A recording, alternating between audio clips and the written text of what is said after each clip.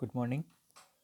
जैसा कि हमने पुराने वीडियो में देखा मानव भूगोल की परिभाषा और उसकी प्रकृति के बारे में, इस वीडियो में हम देखेंगे मानव भूगोल का परिप्रेक्ष्य क्या है, मानव भूगोल का पर्सपेक्टिव क्या है या दृष्टिकोण क्या है, या जो चीज़ें या वस्तुएं या जो भी दृश्य भूमियाँ हैं उनके बारे में मानव भूगोल कैसे देखता है, उनके ऊपर मानव भूगोल कैसे विचार करता है, ये बात हम देखते हैं इसमें। तो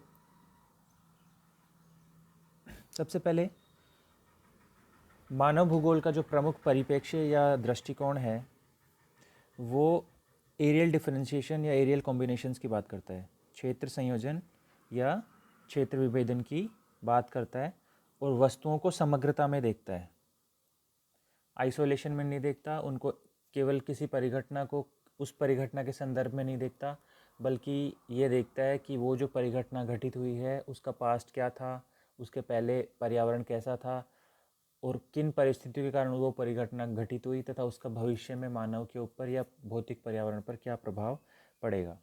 तो सबसे पहली बात, मानव भूगोल किसी भी परिघटना को आइसोलेशन में नहीं देखता, वह क्षेत्रीय विभेदन या क्षेत्रीय संयोजन के आधार पर सभी घटनाओं को समग्रता के रूप में देखता है। इसी कारण से जो मानव भूगोल है वो एक संश्लेषित विषय के रूप में विकसित हुआ है, वो विभिन्न परिघटनाओं विभिन्न विषयों का एक संश्लेषण है। ठीक है, जैसे आप बात करोगे मानव भूगोल की एक ब्रांच है जनसंख्या भूगोल, तो जो जनसंख्या भूगोल है वो केवल मानव का अध्ययन नहीं करती है, वो अध्ययन करती है कि वो जो जनसंख्या है वो वहाँ पर जनसंख्या, जैसे जनसंख्या का एक कैरेक्टर है कि जनसंख्या घनत्व, तो कहीं पर जनसंख्या का घनत्व ज़्यादा है तो वो ज़्यादा क्यों है, क्योंकि उसके पीछे कुछ पर्यावरणीय कारण है, या तो वहाँ पर मृदा उपजाऊ है, या वहाँ पर जल संसाधनों की प्रचुरता है, या वहाँ पर खनिज संसाधनों की प्रचुरता है। तो ये ठीक है। और दूसरा, वहाँ पर जनसंख्या ज़्यादा है, संसाधन है, लेकिन संसाधनों का दोहन किस प्रकार हो रहा है, क्या वो सतत दोहन हो रहा है या उनका अत्यधिक दोहन हो रहा है, अति दोहन हो रहा है, वहाँ पर प्रदूषण की समस्या है कि नहीं है दोहन की वजह से। तो इस प्रकार जो परिप्रेक्ष्य है वो है कि मानव भूगोल परिघटनाओं का या चीज़ों का या स्थितियों का जो विश्लेषण करता है वो एक संश्लेषित रूप में करता है और उनको एक समग्र रूप में देखता है। जैसे हिस्ट्री जो है आपकी वो समय का अध्ययन करती है, उसी प्रकार भूगोल स्थान और स्थिति, स्पेस एंड प्लेस का अध्ययन करता है जो सदैव परिवर्तनशील होते हैं। ठीक है, इस प्रकार जो आपका मानव भूगोल का जो पर्सपेक्टिव है वो भी एक गतिक पर्सपेक्टिव है, वो भी एक गतिक है, उसमें भी गतिशीलता है। ठीक है, और ये गतिशीलता का कारण क्या है, क्योंकि प्रत्येक परिघटनाएं कारणात्मक और स्थानिक रूप से परस्पर अंतर संबंधित है, कारणात्मक और स्थानिक रूप से परस्पर अंतर संबंधित है। जैसे इसमें बताया गया है, एग्जाम्पल देखिए कि मानव जो है कृषि गतिविधियों में संलग्न है, तो मानव कृषि गतिविधियों में संलग्न है, तो ये जो कृषि गतिविधियां हैं इनके ऊपर किसका प्रभाव पड़ेगा, सबसे पहले तो स्थलाकृति का प्रभाव पड़ेगा कि वहाँ पर उच्चावच कैसा है, यदि मैदान है तो वहाँ पर ऑब्वियसली जो कृषि उपज होगी वो ज़्यादा होगी, कृषि सघनता ज़्यादा होगी। ठीक है, अधिक फसलें वहाँ पर उपजाई जाएंगी, फैलो लैंड कम होगी।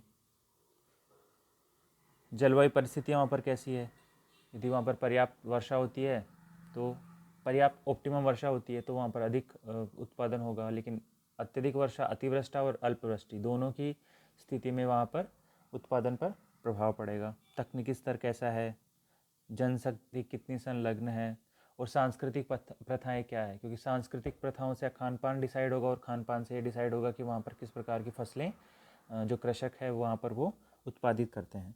साथ ही बाज़ार, मार्केट कैसा है वहाँ पर, यदि मार्केट पास में होगा तो उसी प्रकार से फसलें उत्पादित होगी, यदि मार्केट के जैसे पास में डेयरी फार्मिंग होगी, ये सब होगा, तो मिक्स्ड फार्मिंग भी वहाँ पे हो सकती है। ठीक है, ऋण सुविधा, जैसे जो कैश क्रॉप्स हैं, नकदी फसलें हैं, वो वहाँ पर तभी उत्पन्न हो सकती है जहाँ पर उनको ऋण की सुविधा उपलब्ध हो। तो ये सब चीज़ें प्रभावित करती हैं कृषक के चॉइस को, कृषक के चयन को, कि कृषक जो है वो किस प्रकार की फसलें उत्पादित करेगा। ठीक है, तो ये एक तरीके से संश्लेषित चीज़ है। जो मानव भूगोल का पर्सपेक्टिव है उसमें संश्लेषण है। संश्लेषण किसका है? मानव की चॉइसेस का, मानव द्वारा जो चयन किया जाएगा उसका। और वो किस पर निर्भर करता है? वो निर्भर करता है पर्यावरण पर, पर्यावरण किस प्रकार है। साथ ही इसमें प्रेजेंट के साथ साथ में फ्यूचरिस्टिक होके और पास्ट का भी ध्यान रख के चीज़ों को निर्धारित किया जाता है या चीज़ों को संश्लेषित किया जाता है। अब इसमें बोला गया है कि मानव भूगोल इस प्रश्न से प्रारंभ होता है। वो प्रश्न क्या है? क्या कहाँ है, क्या कहाँ पे, अर्थात किसी चीज़ की पृथ्वी पर स्थिति क्या है। वो स्थिति हम कैसे पता करते हैं? अक्षांश और देशांतर के माध्यम से। ठीक है, तो पहला क्वेश्चन तो हो गया क्या कहाँ है। दूसरा क्वेश्चन हो गया कहाँ क्या है। इनमें दो थोड़ा सा डिफरेंस है। क्या कहाँ है मतलब उस चीज़ का लैटिट्यूड और लॉन्गिट्यूड क्या है, और जो दूसरा क्वेश्चन है कहाँ क्या है, ये देखता है कि किसी विशेष स्थिति या स्थान पर क्या है। ठीक है, और इन दोनों प्रश्नों के माध्यम से ये पता लगाने का प्रयास किया जाता है कि जो चीज़ें या जो परिघटनाएं पृथ्वी के दिए गए स्थान पर हैं वो वहाँ पर क्यों हैं। ठीक है, क्यों हैं, वो कैसे हैं, और उनका वितरण ऐसा ही क्यों है जैसा कि है। जैसे एक सिंपल सा एग्जांपल ले सकते हो आप कि कृषि का ही लेते हैं कि जैसे आप देखोगे तो जितने भी आपको मेजर कोऑपरेटिव्स मिलेंगे, जो डेयरी कोऑपरेटिव्स मिलेंगे, वो मार्केट के पास में मिलेंगे। तो मार्केट के पास में मिलने का रीज़न क्या है? क्योंकि वो पेरिशेबल गुड्स हैं। दूध है आपका, जो दही है, जो भी डेयरी प्रोडक्ट्स हैं वो पेरिशेबल हैं।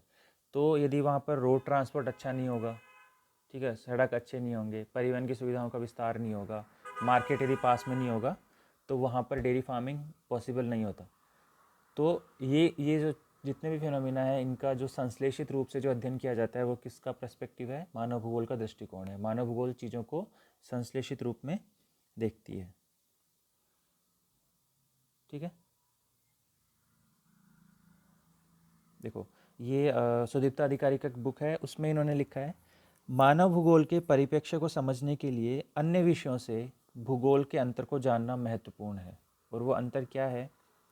सारांश के रूप में भूगोल विश्व के अपने ज्ञान को परस्पर जुड़े हुए प्रणालियों में व्यवस्थित करने का प्रयास करता है ताकि ज्ञान का कोई भी विशेष टुकड़ा सभी से संबंधित हो सके। अब इसमें दो चीज़ें, पहली दो चीज़ों की इसमें बात की गई है। पहला है अलगाव, अलगाव या विलगित जिसको बोलते हो, या इसको बोलते हैं आइसोलेशन। मतलब इसमें मानव भूगोल में किसी भी परिघटना का विलगित रूप से अध्ययन नहीं कर सकते हम, किसी भी चीज़ का आइसोलेशन में अध्ययन नहीं कर सकते। क्यों नहीं कर सकते? क्योंकि वह परिघटना गतिशील है, मानव की प्रकृति गतिशील है, तो इस उसके परिवेश के साथ में, तो उसको और उसके साथ अध्ययन कैसे करना है? अध्ययन होगा परिवेश के साथ, परिवेश के साथ। और वो अध्ययन कैसा होगा? समग्र होगा और संश्लेषित होगा।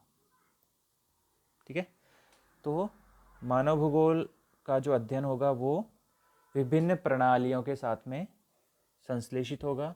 जितने भी वेरिएबल्स आपके अवेलेबल हैं, कहाँ हैं, क्यों हैं, ये सब जानने के लिए हमें क्या करना पड़ेगा? जितनी भी प्रणालियाँ हैं उनके साथ में कनेक्शंस मानव का या मानव की क्रियाविधियों का देखना पड़ेगा। तो परिप्रेक्ष्य को कैसे समझ सकते हैं कि भौतिक भूगोल का परिप्रेक्ष्य विभिन्न परिघटनाओं को संश्लेषित रूप में देखता है। संश्लेषित रूप में देखने का कारण क्या है? संश्लेषित रूप में देखने का रीज़न यह है कि इससे वस्तुओं को या परिघटनाओं को समग्र रूप से समझा जा सकता है। और समग्र रूप से समझने के बाद ही हम ये बता सकते हैं कि वो जो विशेष परिघटना या विशेष वस्तु या विशेष क्रियाविधि जो वहाँ पर घटित हो रही है वो क्यों घटित हो रही है और उसके फ्यूचर कॉन्सिक्वेंसेस क्या होंगे, भविष्य में उसके कॉन्सिक्वेंसेस क्या होंगे। जैसे एक एग्जांपल लेते हैं, जैसे जो आपका मराठवाड़ा है, महाराष्ट्र का जो ड्राई वाला एरिया है जो सूखाग्रस्त है, लेकिन वहाँ पर अभी भी गन्ने की खेती होती है, कैश क्रॉप है गन्ना, शुगर केन वहाँ पर बहुत सारा होता है। और रीज़न क्या है वहाँ पर कैश क्रॉप होने का? क्योंकि वहाँ पर बहुत सारी गन्ना शुगर मिल्स हैं जहाँ पर गन्ने से चीनी बनाई जाती है। तो वहाँ पर ड्राई लैंड एग्रीकल्चर होता है, वहाँ पर वहाँ का जो एनवायरनमेंट है, वहाँ की मिट्टी तो सूट करती है गन्ने को, लेकिन वहाँ पर गन्ने के लिए जितना पानी चाहिए उतना पानी नहीं होता है। लेकिन फिर भी वहाँ पर लोगों का बिहेवियरल पैटर्न ऐसा है कि वो अभी भी वहाँ पर शुगर कैन फार्मिंग कर रहे हैं, गन्ने की खेती कर रहे हैं। लेकिन फ्यूचर में क्या होगा, वहाँ पे वाटर स्कैसिटी हो जाएगी, पानी का अभाव हो जाएगा, क्योंकि वो एग्रीकल्चर करने के लिए ट्यूबवेल का यूज़ कर रहे हैं, जो जल का दोहन अति दोहन कर रहे हैं। ठीक है, तो ये चीज़ों के बारे में हम कब कब पता कर सकते हैं? जब हम उन कृषकों का पास्ट बिहेवियर देखें, वहाँ की गवर्नमेंट की पॉलिसीज़ देखें, वहाँ के कोऑपरेटिव्स का स्ट्रक्चर देखें, वहाँ के परिवेश को देखें, वहाँ के पर्यावरण को देखें, वहाँ की मृदा को देखें। तो सभी चीज़ों का समग्र रूप से अध्ययन करके ही हम किसी रिजल्ट पर पहुँच सकते हैं। तो कहने का मतलब ये है कि मानव भूगोल में विलगित रूप से किसी भी फिनोमिना का अध्ययन नहीं किया जाता। अध्ययन करने के लिए उसके परिवेश को समग्र एवं संश्लेषित रूप में जानना आवश्यक है, तभी आप किसी फाइनल रिजल्ट पर पहुंच सकते हो। तो ये पर्सपेक्टिव हो गया। पर्सपेक्टिव के बाद में हम देखते हैं मानव भूगोल के क्षेत्र और शाखाएं। तो मानव भूगोल के जो क्षेत्र और शाखाएं हैं वो बेसिकली मानव गतिविधियों के आसपास केंद्रित हैं। जहाँ पर भी आपको मानव दिखेगा वहाँ वहाँ समझ लीजिए कि कोई ना कोई मानव भूगोल का क्षेत्र या विषय वस्तु व्याप्त है, चाहे वो राजनीतिक क्षेत्र हो, चाहे वो सांस्कृतिक हो, चाहे सामाजिक हो, सांस्कृतिक हो, चाहे आर्थिक हो या राजनीतिक क्षेत्र हो।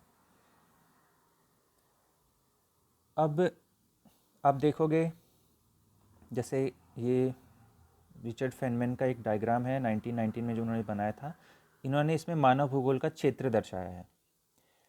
इस डायग्राम को समझने के लिए देखो कुछ चीज़ें देखते हैं। ये जो आउटर पेरिफेरी है ये है फिजिकल एनवायरनमेंट, भौतिक पर्यावरण।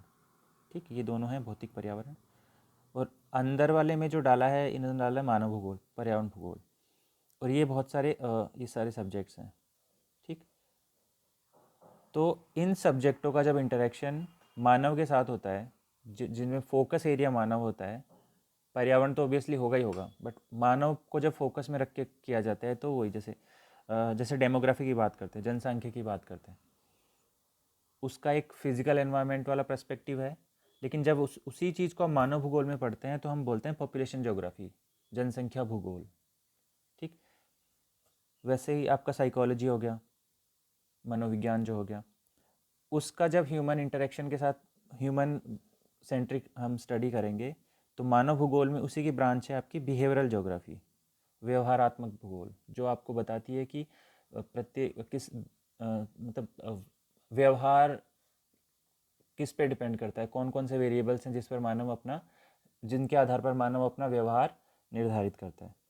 फिर आपका मेडिकल साइंस है, चिकित्सा विज्ञान है। चिकित्सा विज्ञान का ह्यूमन ज्योग्राफी के साथ जो पर्सपेक्टिव वाला अध्ययन जिसमें करेंगे वो हो जाएगा आपका मेडिकल ज्योग्राफी। ठीक है, अब मेडिकल साइंस और मेडिकल ज्योग्राफी में डिफरेंस क्या है? मेडिकल साइंस तो प्योर साइंस है, लेकिन मेडिकल ज्योग्राफी में हम देखेंगे कि जैसे कोई भी बीमारी है या कोई भी एपिडेमिक है, तो उस एपिडेमिक के वहाँ पर घटित होने में वहाँ की जो जनसांख्यिकी है, वहाँ का जो फिज़िकल एनवायरनमेंट है, वहाँ के लोगों की जो एक्टिविटीज़ हैं वो किस प्रकार से उन लोगों को वनरेबल बनाती हैं। ठीक है, कि वहाँ पर जैसे एक बीमारी का नाम है सिलिकोसिस, तो वो वहाँ पर ज़्यादा होती है जहाँ पर माइनिंग होती है। ठीक है, तो वो अब जो माइनिंग एरियाज़ है वो तो कुछ विशेष जगह पे लिमिटेड होंगे ना। ठीक है। तो वो जो लोकेशन, स्पेस और प्लेस वाली जो चीज़ है कि कुछ स्पेशल जगह पे ही वो माइनिंग होगी, तो उसका जो डिस्ट्रीब्यूशन देखेंगे वो हम मेडिकल साइंस में नहीं देखेंगे। उसमें सिलिकोसिस का उपचार क्या होता है, उसके सिम्टम्स क्या होते हैं, ये सब का अध्ययन करेंगे। लेकिन उसका जो डिस्ट्रीब्यूशन देखेंगे वो हम देखेंगे मेडिकल ज्योग्राफी में। या कुछ प्रॉब्लम्स, कुछ बीमारियाँ, जैसे मलेरिया है, ट्रॉपिकल रीजन्स में मलेरिया होता है, तो उसका जो डिस्ट्रीब्यूशन देखेंगे, या उनका जो कुछ रेसेस पे उन वो यदि डिफरेंशियली ट्रीट करता हो कि कुछ ही लोगों को होता हो, ठीक है। जैसे सिकल सेल एनीमिया है, वो ज़्यादा प्रिवलेंट होता है आपका उसमें ट्राइबल एरियाज़ में। तो इनका जो स्पेशल डिस्ट्रीब्यूशन है वो देखने के लिए हम देखते हैं मेडिकल ज्योग्राफी में। और जो जो मेडिकल साइंस है वो तो उसका उपचार कैसे होता है और ये सब देखती है। इसी प्रकार इकोनॉमिक्स और कॉमर्स में हम देखते हैं, ये तो प्योर सब्जेक्ट हो गए आपके। लेकिन जो अप्लाइड सब्जेक्ट है, इसका जो एप्लीकेशन है मानव के साथ में जब हम करेंगे तो हो जाएगा आपका आर्थिक भूगोल, इकोनॉमिक ज्योग्राफी, जिसमें हम देखते हैं संसाधन क्या है, संसाधनों का वितरण क्या है। तो बेसिकली जब आप मानव भूगोल की बात करते हो तो उसमें उनका डिस्ट्रीब्यूशन देखते हो, उनका पैटर्न देखते हो कि वो कहाँ कहाँ पे है, ठीक, वहाँ पे है तो क्यों है, और उनका प्रतिरूप क्या है, उनका वितरण प्रतिरूप क्या है। जैसे संसाधनों की बात करेंगे आप, तो आपका जब आप ह्यूमन ज्योग्राफी में संसाधन पढ़ेंगे तो हम संसाधनों का स्पेशल डिस्ट्रीब्यूशन देखेंगे, उनका स्थानिक वितरण देखेंगे कि वहाँ पर कौन कौन से जगह पे ये संसाधन पाए जाते हैं, ठीक। और जब हम इकोनॉमिक्स या कॉमर्स में देखेंगे तो हम देखेंगे कि उनका एक्सपोर्ट इंपोर्ट कितना है, कौन कौन से कंट्रीज से आप मंगा रहे हो, ठीक है। बैलेंस ऑफ ट्रेड क्या है, बैलेंस बीओपी क्या है, बैलेंस ऑफ पेमेंट क्या है, ठीक है। तो उनका जो स्पेशलिटी में, स्थानिकता में जब अध्ययन करेंगे तो हम पढ़ेंगे उसको इकोनॉमिक ज्योग्राफी में, जो एक ब्रांच है मानव भूगोल की। ऐसे ही पॉलिटिकल साइंस में आप देखते हो, पॉलिटिकल साइंस का जोग्राफिकल इम्प्लीकेशंस बहुत सारा है, तो उसको हम पढ़ते हैं मानव भूगोल में, ठीक है। ऐसे ही सोशियोलॉजी और एंथ्रोपोलॉजी है आपका, समाजशास्त्र और नृविज्ञान शास्त्र जो है, उसका जब मानव भूगोल के परिप्रेक्ष्य में या मानव भूगोल के साथ में अध्ययन करते हैं, या मानव सेंट्रिक जब अध्ययन करते हैं, तो उसमें आ जाएगा आपका सोशल एंड कल्चरल ज्योग्राफी, सामाजिक और सांस्कृतिक विज्ञान। इसमें देखते हैं कि विश्व के कौन कौन से सांस्कृतिक प्रदेश हैं, उनके क्या क्या कैरेक्टर्स हैं, उनमें समानताएं क्या हैं, उनमें विभिन्नताएं क्या हैं। तो एरियल डिफरेंशिएशन और एरियल इंटीग्रेशन के आधार पर हम मानव भूगोल में इन विषयों का अध्ययन करते हैं, और ये मानव भूगोल का क्षेत्र है। तो इसको यदि देखोगे तो एक फिजिकल एनवायरनमेंट है बाहर, जिसमें बहुत सारे प्योर साइंसेज या प्योर सोशल साइंसेज हैं, उसके साथ में एक अंदर जो है वो इसमें मानव है, और इन मानव के साथ में इंटरेक्शन जब ये सब्जेक्ट करते हैं तो ये मानव भूगोल के कार्यक्षेत्र में आते हैं। तो उनमें प्रमुख हो गया आपका बिहेवियरल ज्योग्राफी, व्यवहारात्मक भूगोल, जनसंख्या भूगोल, सामाजिक और आर्थिक भूगोल, राजनीतिक भूगोल, ये आपका आर्थिक भूगोल आ गया, ये आपका मेडिकल भूगोल, और ये आपका आ गया व्यवहारात्मक भूगोल। तो ये मानव भूगोल की विभिन्न शाखाएं हो गई आपकी। अब जैसे इसने बताया, इसको देख लेते हैं एक बार। भूगोल की इन प्रमुख शाखाओं के भीतर कई उपशाखाएं हैं। यह बड़ी संख्या में शाखाओं को शामिल करता है, इसलिए यह व्यापक और विविध है। ये जो एग्जाम्पल, जो डायग्राम में जो आपने सब्जेक्ट्स पढ़े हैं, ये बहुत कम है। इनके अलावा भी मानव भूगोल की और भी बहुत सारी शाखाएं हैं। इनमें आर्थिक भूगोल की प्रमुख शाखाएं, जैसे आर्थिक भूगोल में सब डिसिप्लिन या सब ब्रांचेस जो हैं वो आपकी संसाधन भूगोल हो गई, रिसोर्स ज्योग्राफी हो गई। फिर आपकी कृषि भूगोल, एग्रीकल्चर ज्योग्राफी हो गई। उसके बाद में आप इंडस्ट्रियल भूगोल पढ़ोगे, औद्योगिक भूगोल हो गई। फिर आपकी व्यापार भूगोल हो गई। फिर ट्रांसपोर्टेशन और कम्युनिकेशन के लिए आप अलग से पढ़ेंगे। उसके बाद में विपणन भूगोल हो गई, मार्केटिंग ज्योग्राफी हो गई। वाणिज्यिक भूगोल हो गया, कॉमर्शियल ज्योग्राफी हो गया। तो ये आपका क्षेत्रीय विकास और योजना, एरियल डेवलपमेंट और प्लानिंग जो है, जो वर्तमान में बहुत ही आवश्यक हो गया है प्रत्येक क्षेत्र के लिए। क्योंकि जब भी किसी भी प्लान का डीपीआर बनता है, डिटेल्ड प्रोजेक्ट रिपोर्ट बनती है, तो सबसे पहला जो टॉपिक होता है, सबसे पहली चीज़ जो उनको डील करनी होती है, वो क्षेत्रीय विकास और योजना देखनी पड़ती है वहाँ पे, कि वहाँ के लोगों का, मतलब इसमें सारा डिटेल्ड रिपोर्ट होता है। तो इस जो ब्रांच है मानव भूगोल की, क्षेत्रीय विकास और योजना, बेसिकली ये प्लानिंग से रिलेटेड होती है, तो इसका अध्ययन भी सम्मिलित है। इसी प्रकार जो आपकी सामाजिक और सांस्कृतिक भूगोल की हमने बात की, उसके सब ब्रांचेस कौन कौन से हो गए? सोशल ज्योग्राफी हो गया, कल्चरल ज्योग्राफी हो गया, जेंडर ज्योग्राफी हो गया, ठीक है। इसके बाद में राजनीतिक भूगोल देखोगे आप, पॉलिटिकल ज्योग्राफी की सब ब्रांचेस हो गई, भू राजनीति, जियो politics, electoral politics, federal politics, federal geography, जियो पॉलिटिक्स, इलेक्टोरल ज्योग्राफी, फेडरलिज्म के बारे में बात करते हैं इसमें, फेडरलिस्टिक ज्योग्राफी जो हो गई। ऐसे बहुत सारे ब्रांचेज हैं। और इसके बाद में आपका जनसंख्या और बस्ती भूगोल, पॉपुलेशन और सेटलमेंट ज्योग्राफी जो है, जनसंख्या और बस्ती भूगोल, बस्ती मतलब जो सेटलमेंट आपके, तो जनसंख्या और बस्ती भूगोल, इसमें कितने कौन कौन से ब्रांचेस हो गए? मानव जनसंख्या भूगोल हो गई, उसके बाद सेटलमेंट ज्योग्राफी हो गई, उसके बाद में अर्बन ज्योग्राफी हो गई, ठीक है। मतलब आप सब देखो, इसमें से जो ब्रॉड देखोगे आप, जैसे आप जनसंख्या की बात करते हो, तो जनसंख्या और सेटलमेंट को आप यदि केवल पर्यावरण केवल वातावरण के परिप्रेक्ष्य में देखोगे तो आप उसको डेमोग्राफी में पढ़ रहे हो, ठीक है, डेमोग्राफी। लेकिन जब आप ह्यूमन एट्रीब्यूट्स का अध्ययन करोगे या ह्यूमन मानव के साथ उनका अध्ययन करोगे तो उसको आप पढ़ रहे हो जनसंख्या और बस्ती भूगोल में। ये आपका मेन सब्जेक्ट हो गया, मेन ह्यूमन ज्योग्राफी का मेन ब्रांच हो गया। इसकी सब ब्रांचेस जब आप देखोगे तो एक हो गया जनसंख्या भूगोल, उसके बाद में आपका सेटलमेंट हो गया। अब सेटलमेंट में भी आप दो देखोगे, एक रूरल सेटलमेंट की बात करोगे, एक अर्बन सेटलमेंट की बात करोगे, ठीक। उसके बाद में आपका हो गया अर्बन ज्योग्राफी। अर्बन ज्योग्राफी मतलब जो शहरी भूगोल, मतलब जो अर्बन स्पेसिफिक प्रॉब्लम्स हैं मानव एवं पर्यावरण के मध्य जो परस्पर अंतरक्रिया की वजह से जो अर्बन एरियाज़ बने हैं, उन अर्बन एरियाज़ की क्या विशेष समस्याएं हैं, उनको हम पढ़ेंगे सेटलमेंट ज्योग्राफी में। तो उसमें हम सेटलमेंट, अर्बन सेटलमेंट अलग होगा तो अर्बन सेटलमेंट्स के बारे में पढ़ेंगे कि शहरी क्षेत्र में जो सेटलमेंट्स हैं वो किस प्रकार हैं, उनकी क्या स्पेशलिटी है जो उनको रूरल एरिया से अलग करती है, वहाँ पर ट्रांसपोर्ट नेटवर्क कैसा है, ठीक है। तो ऐसे ही ये आपके उपशाखाएं हो गई। इन उपशाखाओं में से एक से अधिक शाखाओं के संयोजन से बने हैं।